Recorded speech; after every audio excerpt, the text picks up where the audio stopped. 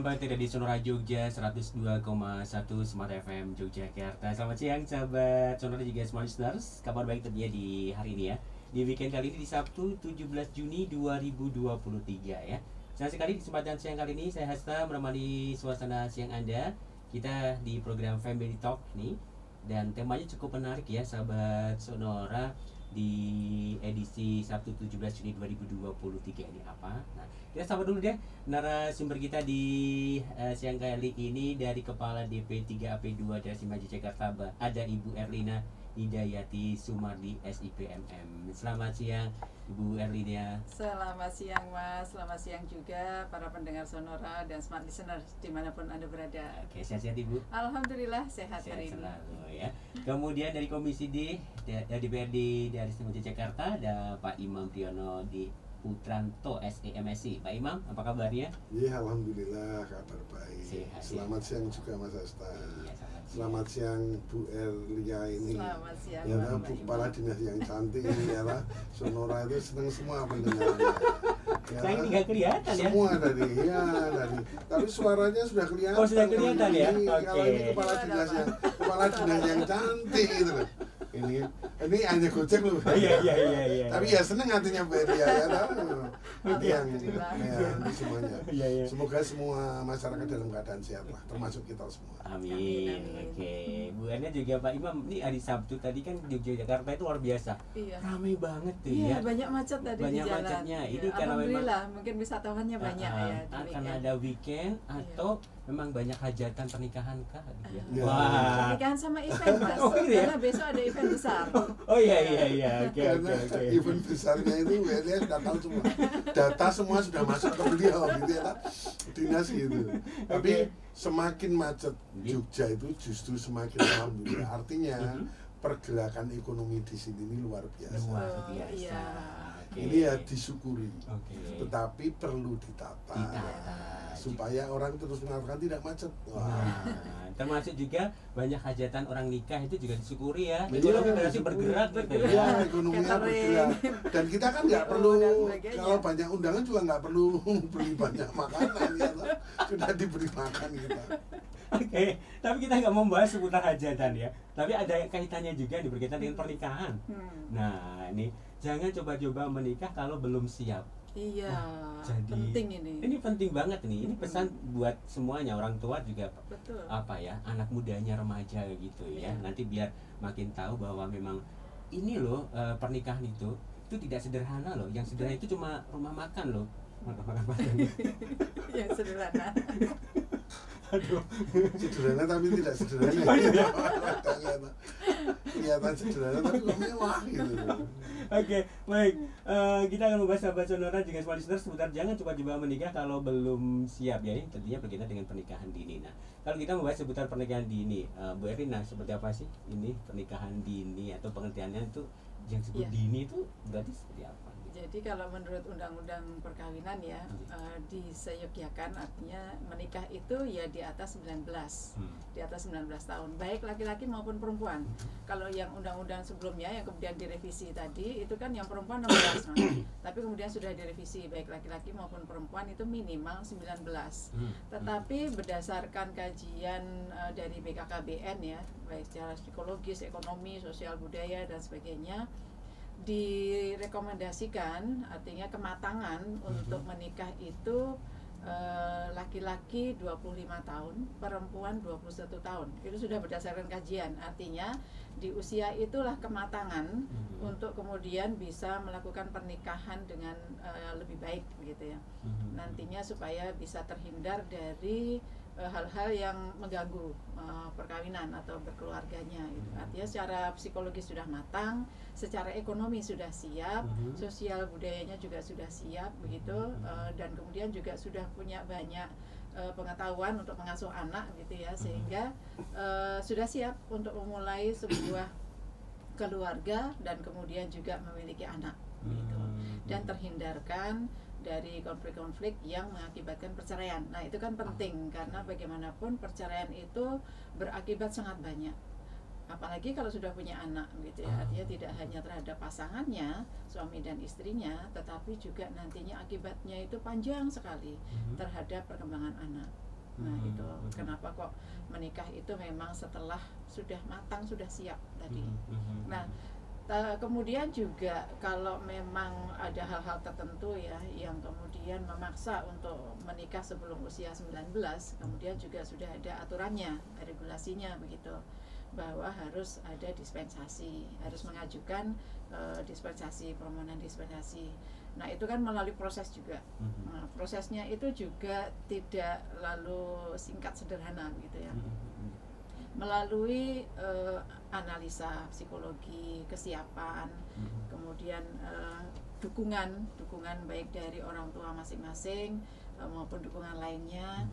Nanti setelah kemudian ada konselingnya, baru kemudian diberikan rekomendasi dan diberikan kepada pengadilan agama untuk menikahkan. Jadi memang ada saringan-saringannya.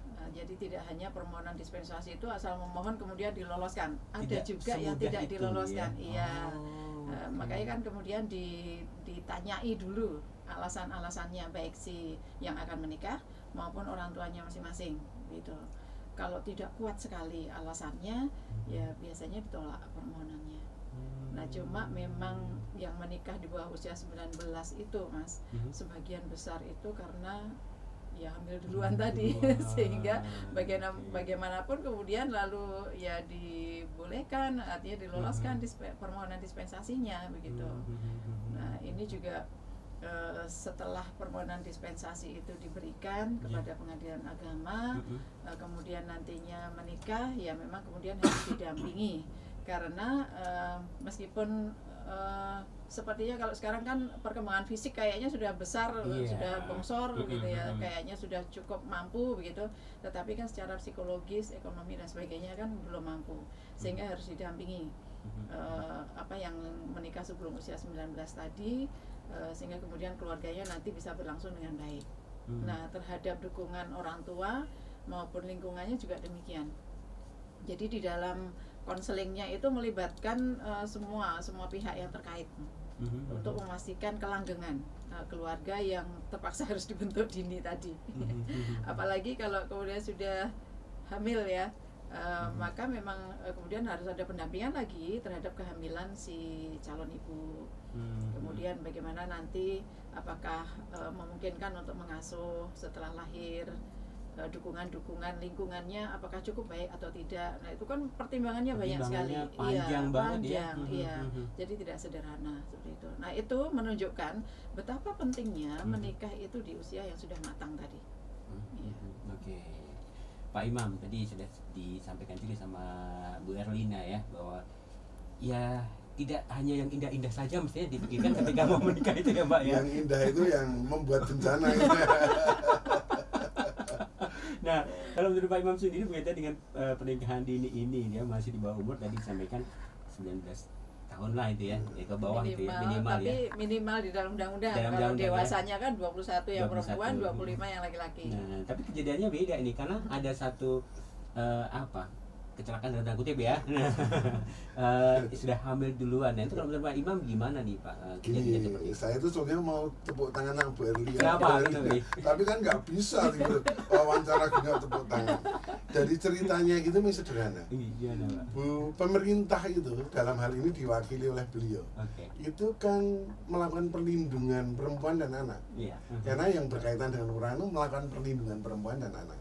Bagaimana pemerintah itu melakukan perlindungan perempuan dan anak. Karena pemerintah itu harus melakukan perlindungan perempuan dan anak, maka pemerintah membuat undang-undang. Undang-undangnya jelas. Yang pertama, pernikahan itu diusahakan oleh undang-undang itu wajib, hukumnya soalnya undang-undang itu 19 tahun. Kecuali ada hal-hal yang itu. Tetapi di balik itu ada wacana-wacana yang bagaimana pemerintah hadir, misalnya apa, penjelasan tentang kesehatan, tentang reproduksi. Sehingga apa, ketika tentang reproduksi anak-anak itu juga undang-undangnya jelas. Makanya kesiapan reproduksi itu kan sudah diatur juga dalam undang-undang. Tapi pemerintah juga misalnya begini, bagaimana menyiapkan generasi yang sehat. Kenapa harus 19 tahun misalnya? Di SMA ada penjelasan tentang reproduksi. Kemudian di dalam reproduksi itu kan ada undang-undangnya. Ketika ada undang-undangnya, pemerintah juga menyediakan obat-obat supaya anak-anak itu tahu bahwa dia menderita talasemia atau tidak, misalnya seperti itu. Sehingga disediakan obat-obatan oleh dinas kesehatan yang gratis.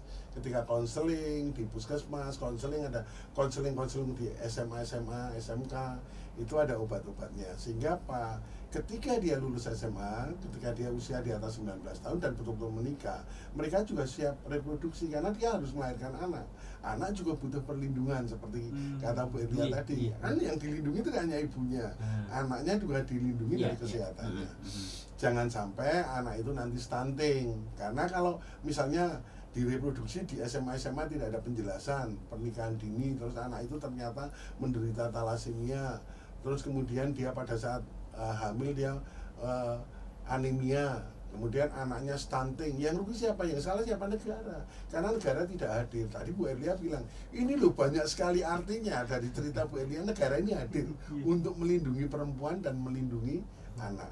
Hal-hal inilah yang dibutuhkan. Artinya kebutuhan pertama adalah terhadap undang-undang. Saya yakin Bu Erlia juga melakukan undang-undang itu, membuat undang-undang juga selalu berdasarkan naskah akademik. Naskah akademik itu siapa? Ya akademisi itu meneliti dulu. Berdasarkan penelitian-penelitian mereka, akademisi ini muncul naskah akademik. Yang naskah akademik ini akhirnya memunculkan perda kalau di DIY. Kalau di kota kabupaten juga perda untuk kota kabupaten. Di pusat muncul undang-undang. Kemudian di dalam itu, walaupun undang-undangnya usia 19, tetapi ada bahasa-bahasa penjelasan, di mana penjelasan-penjelasan misalnya kesiapan seorang laki-laki menikah di pernikahan dini diusahakan minimal 25 tahun. Kalau 25 tahun logikanya sederhana. Lulus S1 itu sekarang 22 tahun.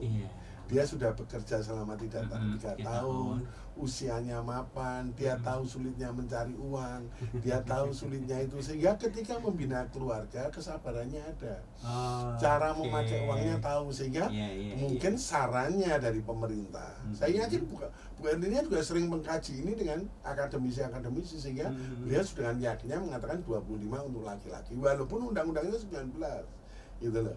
Kemudian untuk perempuannya 21 itu kalau sudah lulus SMA. Kemudian sekarang itu posyandu juga bukan posyandu untuk anak dan lansia.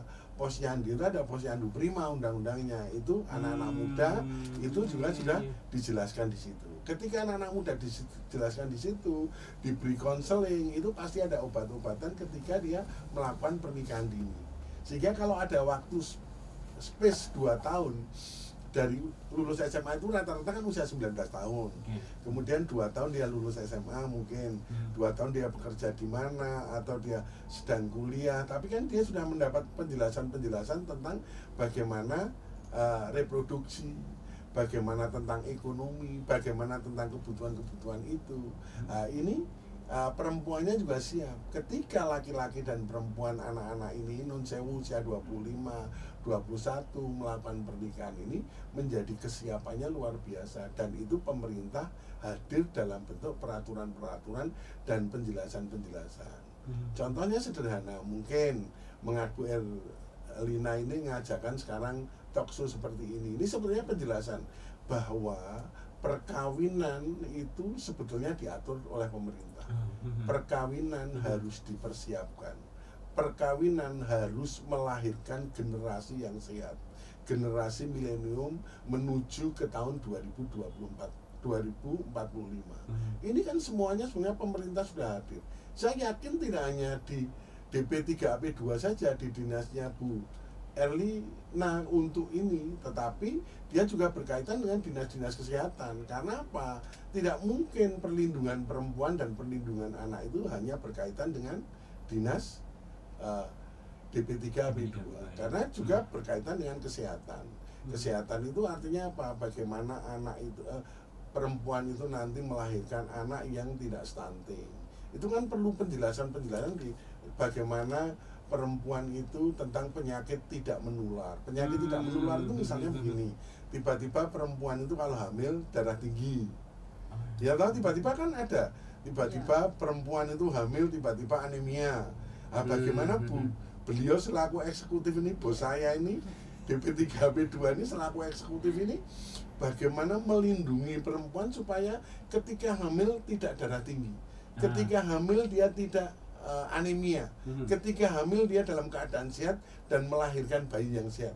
Ketika hamil dia menjelaskan hubungannya dengan dinas kesehatan bagaimana peran jam persal. Jam persal itu kan perlindungan perempuan, karena melindungi perempuan dari kehamilan. Dari orang nggak takut, misalnya ada orang miskin, wah saya kalau periksa puskesmas bayarnya berapa, nggak takut. Tetapi jam persal itu bagaimana pemerintah itu hadir sehingga melahirkan bayi yang sehat.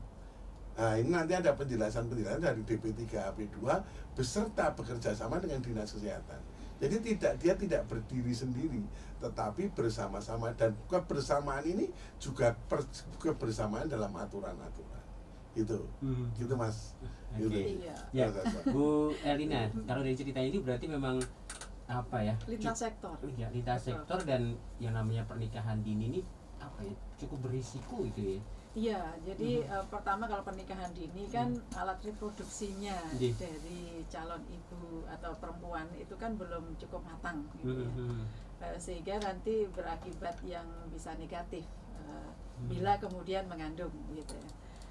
Yang penting sebetulnya itu, dan juga sebetulnya tidak hanya kalau mengandung, tetapi ketika melakukan hubungan seksual dengan organ reproduksi yang belum matang. Nah, itu juga nantinya bisa berakibat panjang. Menurut informasi dari dokter, karena kami kalau keliling kan juga keliling untuk sosialisasi edukasi, itu kan membawa serta dokter ya untuk menjelaskan kepada audiens terkait dengan itu tadi, dampak negatif pernikahan dini tadi. Nah, ketika alat reproduksi itu belum matang dan kemudian sudah melakukan hubungan seksual, apalagi masih usia-usia belasan gitu ya, sangat belum matang gitu. Nah, itu nanti kedepannya sangat rentan untuk bisa terjadi kanker serviks. Nah, seperti itu. Jadi apalagi kalau kemudian ganti-ganti pasangan gitu kan, ada penyakit menular seksual, sangat mungkin juga rentan tertular HIV/AIDS dan sebagainya. Nah, yang kadangkala di masa yang sangat muda, artinya pertimbangannya belum matang begitu ya, masih usia-usia belasan itu masih belum paham benar terkait dengan dampak-dampak negatif itu. Nah, itulah kenapa kami beserta Pak Imam dan anggota-anggota dewan lainnya itu keliling sampai ke desa-desa gitu ya, ke kelurahan-kelurahan itu untuk menjelaskan atau mengedukasi pentingnya memperhatikan pendewasaan usia perkawinan, artinya perkawinan yang sudah usia dewasa. Nah, itu melalui radio ini juga kami tempuh, melalui koran, TV dan sebagainya, semua media sosial kami juga kami menjelaskan terkait dengan hal-hal seperti itu, sehingga supaya masyarakat paham dan menghindari menikah di usia dini. Nah, jadi pencegahannya penting. Pencegahannya penting. Jadi selain juga ngerti ilmunya, kemudian ilmu itu digunakan untuk mematangkan gitu, mematangkan pertimbangan gitu, supaya main, pikirannya main, logikanya main gitu. Artinya karena anak-anak muda ini kan masih dalam emosi yang tinggi, masih dalam kondisi psikologis yang apa ya, naik turun, up and down gitu. Kadang-kala terus masih juga ketika itu berrelasi dengan lawan jenis misalnya, itu masih bucinan gitu tanpa pertimbangan-pertimbangan lain gitu waton bucin gitu. Nah, sehingga seringkali kemudian tidak mampu menjaga dirinya terhadap godaan-godaan yang kemudian berakibat pada hubungan seksual yang belum waktunya tadi, atau hubungan seksual sebelum menikah di usia matang gitu ya. Nah, akibatnya kan nanti akan sangat panjang. Tidak hanya dari akibat negatifnya di sisi psikologis ya, karena kalau masih usia pacaran, masih usia remaja, masih pacaran belum menikah, kemudian melakukan hubungan seksual, itu kan nanti dari sisi psikologisnya unsecure banget gitu ya, Unsecure. apalagi yang perempuan gitu. Iya. Kalau laki-laki mungkin nggak kelihatan ya Pak Iman. Kalau perempuan itu kalau bahayanya seperti di Mbak Barsari itu ada yang hamil melahirkan sampai meninggal itu ya, Iya. karena ya itu kecelakaan seperti itu. Nah, ini Iya, kan tidak jadi diinginkan banyak pemerintah. sekali akibatnya gitu. Ya selain tadi penyakit menular seksual gitu ya yang banyak terjadi juga selain HIV/AIDS yang mengancam tadi. Nah juga nantinya ketika pasangannya meninggalkan dirinya, pacaran itu kan belum ada ikatan apa-apa ya. Iya, benar. Mau putus itu semerta-merta itu bisa gitu. Dan itu kan sangat merugikan perempuan nantinya. Dan apalagi kalau kemudian ditinggalkan pacarnya tadi dalam kondisi hamil, wah lebih parah lagi gitu kan. Nanti harus bagaimana? Yang seringkali kemudian mengakibatkan juga hal-hal yang terkait dengan hukum.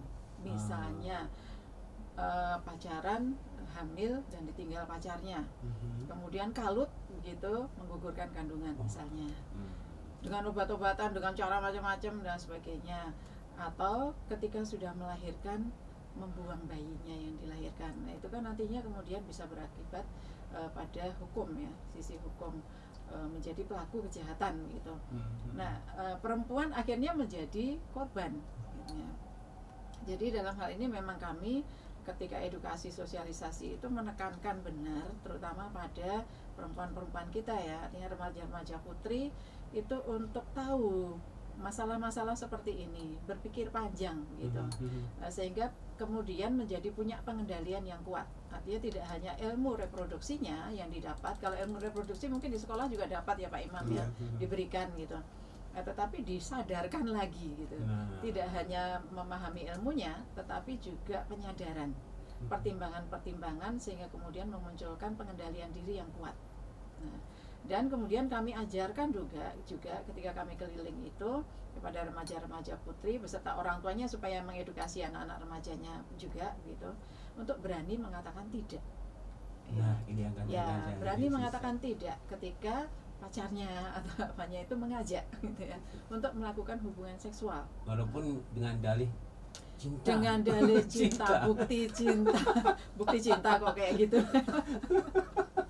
Ya itu kadang-kadang karena kebucinan itu sehingga pertimbangan dan pengendalian dirinya kemudian tidak kuat, apalagi kalau didorong dengan pengetahuan yang kurang cukup atau orang tua yang tidak mengedukasi secara terus-menerus gitu ya.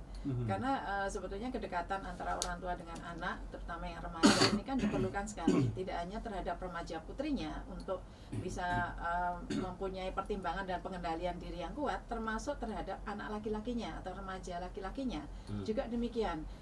Harus diajarkan tanggung jawab, harus diajarkan pengendalian diri yang kuat selain ilmu-ilmu reproduksi tadi ya, sehingga remaja putra kemudian tidak lagi atau tidak akan melakukan ajakan-ajakan yang mendorong pada kemudian terjadinya hubungan seksual gitu ya. Dan kemudian juga tidak berpikir, tidak punya pikiran untuk melakukan hubungan seksual sebelum menikah. Nah itu penting sekali. Nah peran orang tua ini sangat besar di dalam rangka mengedukasi anak-anaknya, terutama anak-anak remaja yang masih labil ini ya, untuk punya pengetahuan, keterampilan, kemudian keterampilan untuk mengatakan tidak dan sebagainya tadi. Kemudian melakukan pengendalian diri yang kuat, karena di masa remaja memang libidonya tinggi ya Pak Imam ya. Kemudian juga itu tadi mengendalikan dirinya supaya tidak mengajak dan sebagainya, tidak mendekat pada area-area yang berbahaya begitu. Oke, menarik ini pembahasan awal ini di siang kali ini. Nanti kita akan bahas lagi nih kan, ini kan tadi efek secara kesehatan, kemudian secara sosial ekonomi. Nah ini kan juga nanti kalau bahasa Jawanya melebar kemana-mana ya. Dunia pendidikan pun juga nanti efek ya. Jadi kalau misalnya hamil di usia sekolah, malu, akhirnya putus sekolah. Nanti seperti apa sih penjelasannya lebih detail lagi akan disampaikan oleh Bu Ade sama Pak Imam ya. Kita harus break dulu untuk cocokkan dari waktu. Oke. Dan sahabat sonora, terima kasih untuk Anda yang terus bergabung di kesempatan siang kali, juga Anda semua listeners yang terus memilih program kami di kesempatan siang kali ini ada di program Family Talk bersama DP3AP2 Daerah Istimewa Yogyakarta dan juga DPRD Daerah Istimewa Yogyakarta.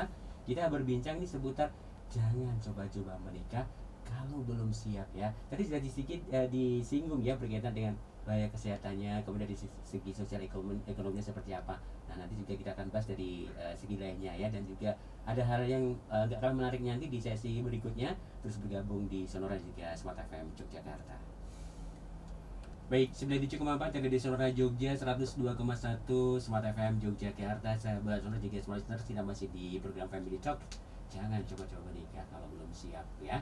Bersama DP3AP3 Daerah Istimewa Yogyakarta, ini ada Ibu Erlina Hidayati Sumari SIPMM, dan dari Komisi D DPRD Daerah Istimewa Yogyakarta ada Pak Imam Priyono nih ya.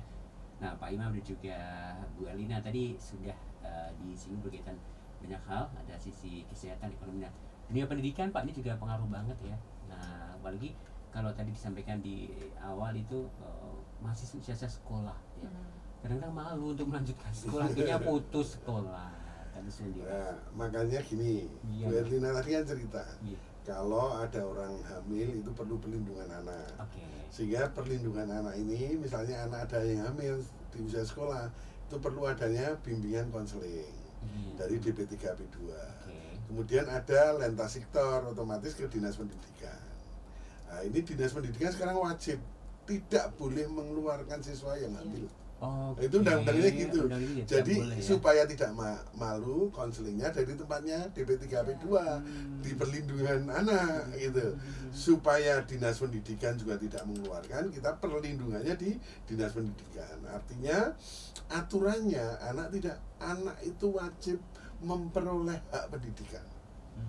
Supaya dia apa? Supaya sumber daya manusia kita bagus dengan pendidikan itu, sehingga tidak boleh terputus pendidikan. Supaya dia tidak terputus pendidikan, tingkat malunya supaya tidak malu, ada binaan konselingnya dari DP3AP2. Tetapi yang lebih berbahaya gini, akhirnya kan gini, seperti tadi, menikah itu kalau tidak sesuai undang-undangnya kan harus mencari surat-surat. Ketika dia mencari surat-surat itu nikah siri aja, kampung juga nggak ada masalah. Ketika nikah siri, anaknya yang kasihan. Karena anak ini akan mendapat akta kelahiran itu hanya anak seorang ibu. Bapaknya tidak bisa disebut karena dia tidak punya surat nikah. Ketika dia tidak punya surat nikah, maka anaknya ini sebutannya di dalam akta itu anak seorang ibu. Kan ini terbawa terus sampai ketika dia sekolah, sampai dia mencari pekerjaan. Anak ini kan orang akan tahu, oh anak ini ikut dosanya orang tua, oh iya anak seorang ibu, berarti ini hasil hubungan yang tidak benar. Ini iya dah, kan muncul di akta dan dibawa anak, ini kan kasihan anak. Artinya anak ini sadar atau tidak, kalau dia nanti mendapat dewasa, itu dia ada penganiayaan verbal, kan malu Pak. Ketika menunjukkan aktenya dibawa kerja gitu kan, ini kan secara lingkungan, oh anak ini, ya toh. Padahal nanti kalau ada kata-kata, oh, diteliti ini anak siapa, jangan-jangan anak hasil hubungan gini, itu kan kasihan anaknya. Makanya sebetulnya pernikahan dini yang ini nih betul-betul dicegah, daripada nanti pernikahannya misalnya lagi nanti surat nikahnya juga dilihat. Tapi sekarang juga nggak apa-apa, katanya umum surat nikahnya kan ada. Kalau 7 bulan sih nggak apa-apa, kalau lebih dari kurang dari 7 bulan, kalau 7 bulan kan oh ini prematur, ya toh. Kalau ini ya toh baru 3 bulan kok punya tanggal lahirnya sama akte, ya toh surat nikahnya misalnya, ya toh. Bulan Maret, kelahiran Agustus, nyambung ya. Dulu aja. Sekarang kan orang pintar-pintar, ya toh kan bisa dilihatkan. Kalau 7 bulan nggak ada masalah. Hal-hal seperti inilah yang dampaknya ke masa depan. Oleh sebab itu pernikahan dini itu dicegah dalam lingkungan keluarga, seperti Bu Erlina tadi bilang, dalam lingkungan bagaimana pendidikan dalam keluarga itu baik. Jangan sampai ada, apalagi usia reproduksi kalau belum siap betul, dapat menimbulkan berbagai macam hal-hal dampak negatif, terutama penyakit itu. Walaupun gerengnya kebangetan, tapi caranya supaya anak-anak muda itu dibuat gereng tidak kebangetan, ya. Itu kan melalui pendidikan agama di dalam keluarganya, melalui pendidikan moral, melalui pengetahuan yang dia tahu dampak resikonya. Jangan seperti Jangan mau. Bu Erlina kan tadi bilang kalau diajak bicaranya perempuan tuh banyak dirugikan karena dia mewakili perempuan. Iya. Jangan mau. Padahal kalau nanti ketemu jangan, tapi jangan lepaskan. Gitu kan lepaskan nggak mau. Ini kan karena pendidikannya kurang ya. Harus pendidikan agamanya harus kuat di dalam keluarga. Ini pemerintah pasti hadir. Pemerintah hadir gimana? Misalnya begini, sederhana dari segi kebudayaan, ya lah. Kemudian pemerintah hadir, dinas kebudayaan memberi kampung-kampung atau kelurahan-kelurahan gamelan. Anak-anak dilatih berbudaya gamelan. Ketika gamelan di situ, misalnya nanti tembang atau apa, ada tembang itu dari Mas Kumambang dari dalam perut sampai dia meninggal. Itu ada ceritanya. Itu kan menjelaskan tentang bagaimana orang punya di lingkungan sosial budaya itu akan menjelaskan tentang hal-hal budidaya manusia yang baik di kota Yogyakarta. Nah, kebudayaan itu hadir, misalnya gitu. Apalagi Jogja itu ini mau dibuat, ini betul kaitannya banyak Pak, walaupun mau dibuat kota warisan budaya dunia. Nanti banyak sekali ahli-ahli budaya yang di sini istilahnya melatih anak-anak muda supaya dia berkegiatan, sehingga dia lupa akan hal-hal yang berkaitan dengan non sewu, berkaitan dengan sektoran, lupa karena dia banyak kegiatan. Kemudian dari dinas pendidikan dan olahraga sendiri, olahraga yang berprestasi, bagaimana kita banyak turun ke arah olahraga misalnya yang bisa membuat anak-anak muda itu memiliki hal-hal positif dalam bidang kegiatan. Ya kan nanti misalnya karena kita itu mau menjadi kota warisan, banyak wisatawan datang untuk memajukan ekonomi, mendapat pekerjaan, mendapat ini, diadakan pelatihan-pelatihan. Di tempatnya beliau juga ada pelatihan, misalnya Bu Erlia misalnya bersama Dinas Pertanian atau melakukan pendidikan tentang makanan lokal, pengolahan makanan lokal, di mana itu nanti yang diselenggarakan anak-anak perempuan yang akhirnya mereka punya kegiatan yang positif. Kegiatan positif inilah yang menyebabkan dia lupa akan pernikahan dini. Dia akan sadar, saya harus berdaya dulu baru saya melakukan pernikahan.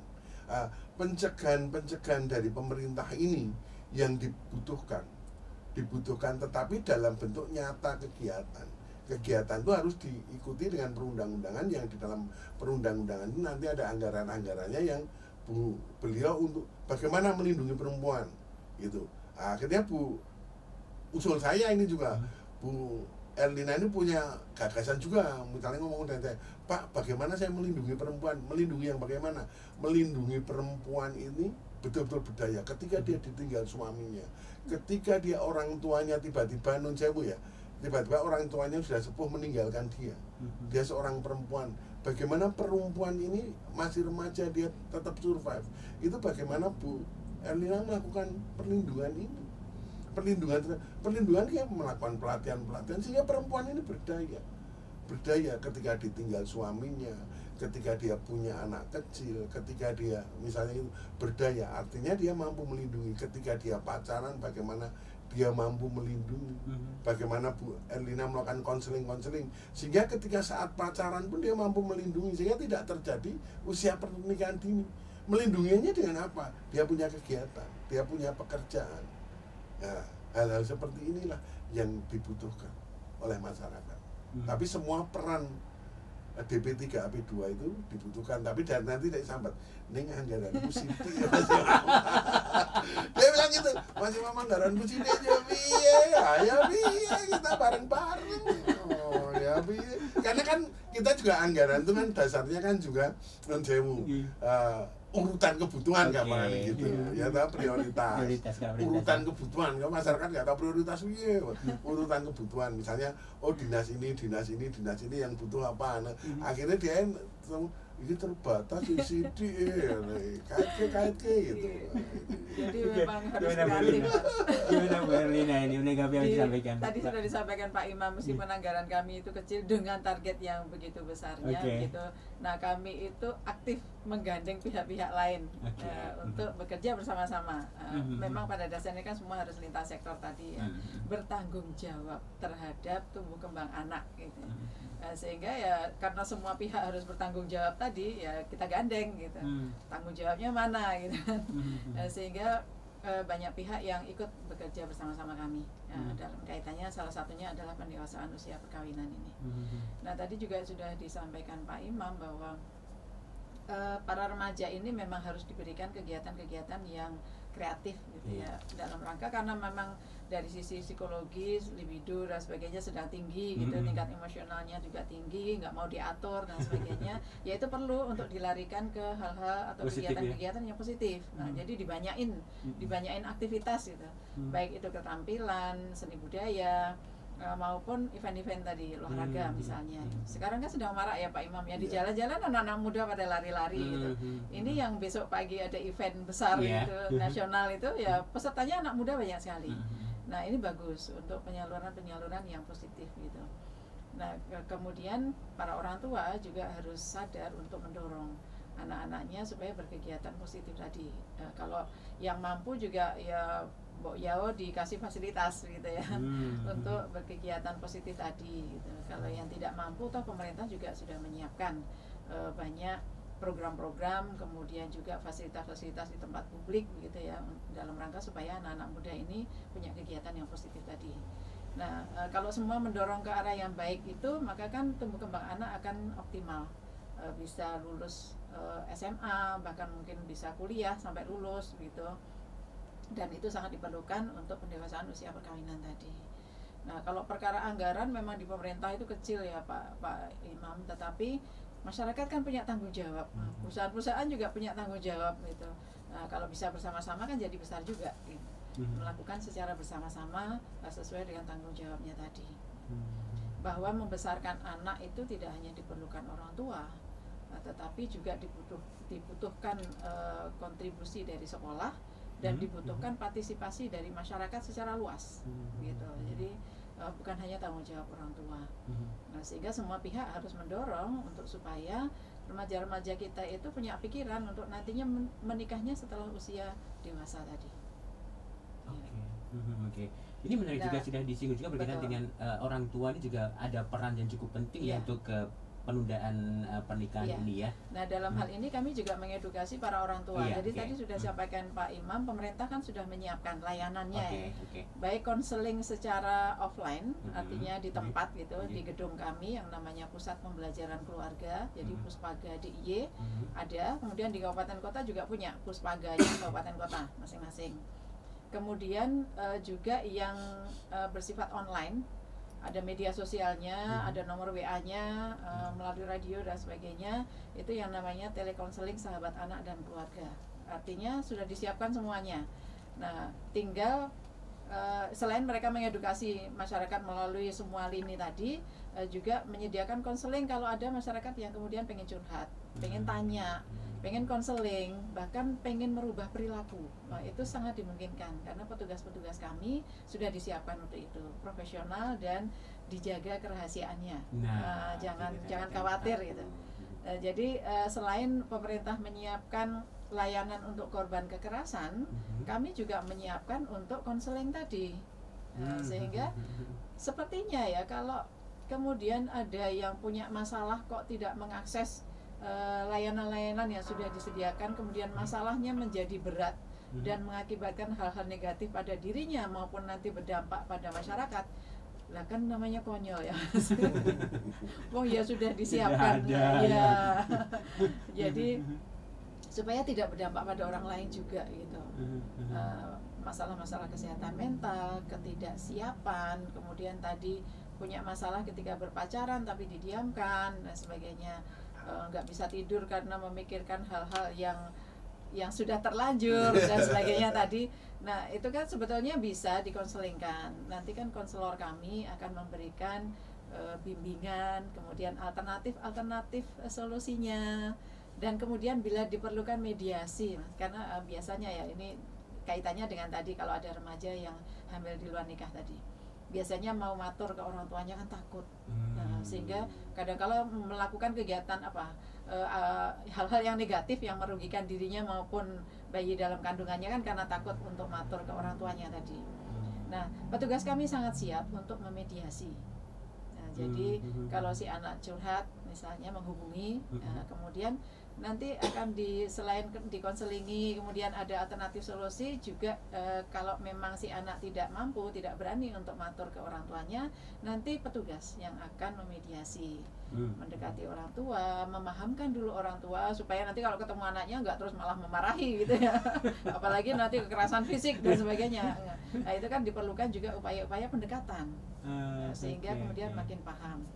Nah, terhadap remaja-remaja yang belum sampai melakukan tetapi sudah curhat, ada potensi-potensi gitu ya dari pacarnya begitu atau temannya dan sebagainya.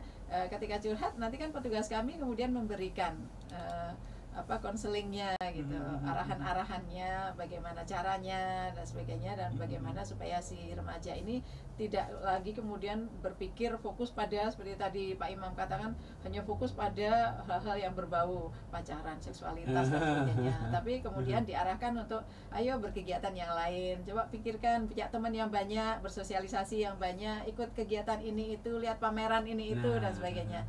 Nah, petugas kami akan melakukan hal-hal seperti itu. Jadi monggo anak-anak remaja kita ya, yang pengen curhat atau punya masalah-masalah itu mengakses gitu Tesaga ataupun Puspaga. Iya, begitu. Baik, kita break dulu Pak Imam sama Bu Erlina. Sebelum nanti kita lanjutkan lagi. Masih ada satu sesi ya, sahabat Sonora juga smart listeners. Masih mari kita berbincang kita di kesempatan siang kali ini. Tadi sudah disinggung juga berkaitan dengan dari segi orang tua, menurut pandangan dari Bu Erlina. Nanti kalau Pak Imam gimana di segi orang tua ya? Apakah masih zamani kalau misalnya wah anak saya cilik-cilik wis payu ya. Nah, itu apakah masih zamani kayak gitu kayaknya sudah enggak lagi harusnya ya. Nah, nanti seperti apa ya sahabat Sonora, perbincangan kita akan terlanjutkan setelah yang satu ini.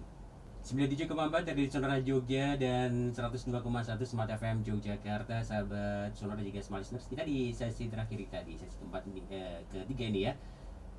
Seputar jangan coba-coba menikah kalau belum siap. Ada Bu Erlina juga Pak Imam nih ya, yang jadi narasumber kita di siang sore kali ini. Pak Imam tadi sudah disampaikan juga berkaitan dengan sisi keluarga, harus orang tua itu cukup berperan sekali ya. Iya. Itu dulu Pak. Orang tua itu sangat berperan, terutama dari pendidikan keluarganya, memberi contoh-contoh dalam kehidupan keluarganya, menasihati anaknya, bagaimana berperilakunya dalam agama, agamanya apapun loh, tetapi perilakunya itu dididik dengan keagamaan yang baik. Di samping itu, orang tua harus memberikan penjelasan-penjelasan, informasi. Orang tua harus rajin mencari informasi-informasi apa saja toh yang bisa mencegah pernikahan dini anaknya. Misalnya begini, memperoleh informasi dari Dinas Tenaga Kerja, di mana Dinas Tenaga Kerja memiliki fasilitas magang. Bu Erlina juga pasti ada hubungan dengan magang. Magang dari pemerintahan DIY ada, magang dari pemerintahan pusat ada. Atau sekarang ini mungkin bulan-bulan dari Maret sampai dengan September ini ada pendaftaran magang.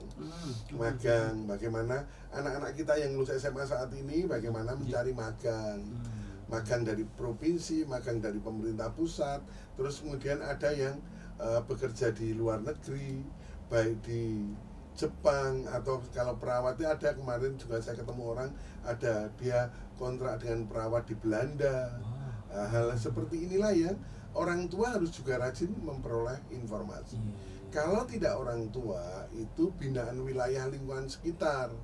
Bu Erlina ini kan sering juga misalnya menjelaskan tentang perlindungan perempuan, perlindungan anak di masyarakat. Misalnya di tingkat RW aja, saya pernah dapat dari Bu Erlina bersama dengan DP3P2 menjelaskan di tingkat RW bagaimana di RW itu kita menjelaskan tentang bagaimana pernikahan dini, resiko pernikahan dini, tapi mungkin tidak dengan tema itu, mungkin dengan tema perlindungan perempuan atau perlindungan anak dari korban kekerasan. Tapi kan akhirnya juga sampai ke arah perlindungan perempuan itu sampai ke pernikahan dini. Pernikahan dini kan melindungi perempuan dan melindungi anak, karena anak yang dilahirkan nanti, anak yang sedang menikah kan masih anak kalau pernikahan dini berarti. Nah, ini yang selalu saya sampaikan, ayo toh dibuat aturan-aturannya sehingga aturan-aturannya nanti ada sinkronisasi yang dapat mensejahterakan masyarakat yang mana, terutama masyarakat miskin. Kalau pernikahan dini ini dilakukan oleh masyarakat miskin lebih sengsara lagi. Karena apa? Orang miskin itu biasanya untuk mencari uang, orang tuanya sudah bekerja mati-matian, tidak bisa mengerti tentang lingkungan sekitar, artinya informasi berkurang. Dia nggak ngerti. Ketika anak ini hamil dalam usia dini, bingung juga, orang tuanya juga bingung, anaknya juga bingung, apalagi dalam keadaan miskin, tidak punya uang, dia padahal konsultasi kesehatan dia malu, apa-apa malu. Nah, ini kan bisa menyebabkan hal-hal tidak baik, misalnya bayinya nanti kurang gizi, kemudian kalau kurang gizi bisa stunting, mungkin nanti kelahirannya juga tidak normal, anaknya juga pada saat hamil itu karena dia orang miskin asupannya kurang. Ketika asupannya kurang, resikonya seperti apa? Bahkan resikonya bisa ke arah kematian ibu. Nah, ini yang harus dicegah oleh pemerintah, dan pemerintah mencegah ini juga peran keluarga. Peran keluarga siapa? Orang tua tersebut. Nah, orang tua itu saya sarankan walaupun tidak punya, walaupun miskin, bagaimana dia mencari banyak informasi dengan lingkungan sekitar, dengan Pak RT, dengan Pak RW, dengan ibu-ibu PKK. Karena ibu-ibu PKK itu nang Pojam 4 itu di kesehatan juga luar biasa. Penjelasan-penjelasan di ibu-ibu PKK. Karena apa? Waktu kita itu pandemi, itu peran ibu-ibu PKK provinsi luar biasa. Bersama DP3AP2, bersama Dinas Kesehatan. Itu perannya luar biasa ketika ada pandemi. Hal-hal seperti inilah, ketika kegotong royongan, kebersamaan dalam hal dari lingkungan tersebut, dari ibu-ibu PKK, misalnya wilayah, kemudian DP3AP2, kesehatan. Nah, ini semuanya nanti tersinkronisasi menjadi satu bentuk penjelasan kepada masyarakat, sehingga masyarakat punya kesadaran bahwa ketika melakukan pernikahan dini itu ada resiko-resiko tinggi yang akan hadir di dalam keluarga yang melakukan pernikahan dini. Nah, itu edukasi cukup penting. Ya. Perbincangan cukup menarik Bu Erlina juga Pak Imam ini, tapi waktu kita tinggal 3 menit lagi. Nah, untuk mengakhiri kebersamaan kita ini, Bu Erlina dulu monggo ini pesan-pesannya ke pendengar semuanya ini, monggo. Ya, kepada para pendengar semuanya ya, pendengar Sonora maupun smart listener, kita memang harus mendorong bersama para remaja-remaja kita itu untuk punya pengetahuan gitu, wawasan yang lebih, seperti tadi Pak Imam juga menyampaikan, harus banyak belajar, harus banyak bersosialisasi, mencari informasi-informasi gitu, sehingga kemudian punya pemahaman yang kuat, dampak negatifnya menikah di usia dini itu seperti apa, kemudian juga positifnya kalau menikah sudah dewasa itu seperti apa, sehingga kemudian bisa melakukan pengendalian diri dengan lebih kuat gitu. Kalau sudah tahu negatif positifnya kan kemudian bisa menempatkan diri, tinggal pilih yang mana gitu, pasti pilih yang positif gitu. Karena banyak kerugian-kerugiannya kalau menikah masih di usia dini tadi, belum dewasa tadi, belum siap segalanya tadi. Pertama karena memang nanti bisa berakibat pada konflik-konflik keluarga begitu ya, konflik keluarga setelah menikah kalau belum siap benar gitu. Kemudian juga konflik yang mengarah pada perceraian gitu. Masalahnya macam-macam, biasanya konfliknya karena ekonomi seringkali.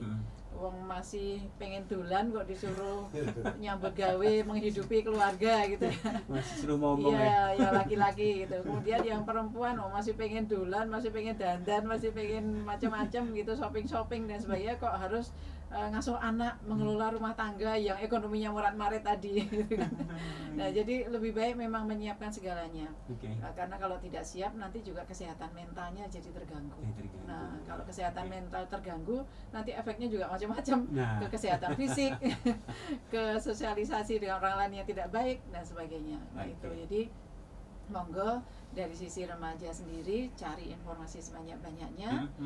Kemudian kalau dari sisi masyarakat semuanya ya, orang tua, sekolah maupun masyarakat luas, mari kita dorong remaja-remaja kita untuk punya pengetahuan dan pengendalian diri yang kuat supaya nantinya menikah kalau sudah dewasa dan matang. Sudah dewasa dan matang. Oke. Pak Imam, mungkin 1 menit Pak untuk mengikuti sama kita. Waktu kita nih. Ya, saya aja gini untuk anak-anak muda saja semua. Bersihkan hati dengan cara buat panca indera kita menjadi baik. Caranya apa? Sederhana, melihat yang baik, berucap yang baik, mendengar yang baik. Kalau kita lakukan 3 hal itu, panca indera kita menjadi baik, maka kita akan menjadi pemuda yang baik dan pemuda yang tangguh. Jaga panca indera untuk anak-anak. Wah, dalam banget ini. Oke, Bu Erlina, nih Kepala DP3P2 di Daerah Istimewa Yogyakarta, terima kasih. Sami-sami. Pak Imam dari Komisi D juga terima kasih. Kita akan ketemu lagi di lain kesempatan dengan tema yang lebih menarik lagi ya. Oke. Baik, dan demikian tadi sahabat Sonora perbincangan kita dan juga semua listener di program Family Talk untuk edisi di hari ini Sabtu 17 Juni 2023. Saya Selamat pamit, selamat mendengarkan program-program kami selanjutnya. Sampai jumpa.